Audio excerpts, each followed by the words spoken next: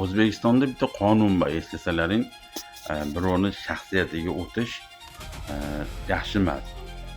Shaxsiyatiga o'tib, uni haqoratomuz so'zlar bilan shaxsini haqoratlasangiz, xullas kalom 15 kun, 15 sutka qamoq jazosi eng kami.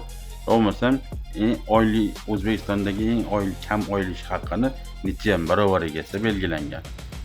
O'shaning uchun endi bundan bag'iga hushyor bo'lib, molga qarab mol ekansan, qo'yga qarab qo'yga o'xshamay qolgur. Bo'lmasam, ularning yonida to'g'miya degan so'zlarni ishlatmanglar. Chunki endi ular ham pasport olsa, ular ham sizlarni sudga berishi mumkin. Chunki ularda qalbiga og'ir botadigan so'zlar bular. Ular yana ham shuncha payt chidab kelishganda, endi bularga hozir nimasi oshyapti martabasi. Ular pasport oldimi, bo'ldi, sizlar sudga berishi mumkin. Hushyor bo'linglar. Mol ekansan, qo'yga o'xshamay, to'g'miya. Xullas kalom, mana 8 xil hayvonga pasport beriladi.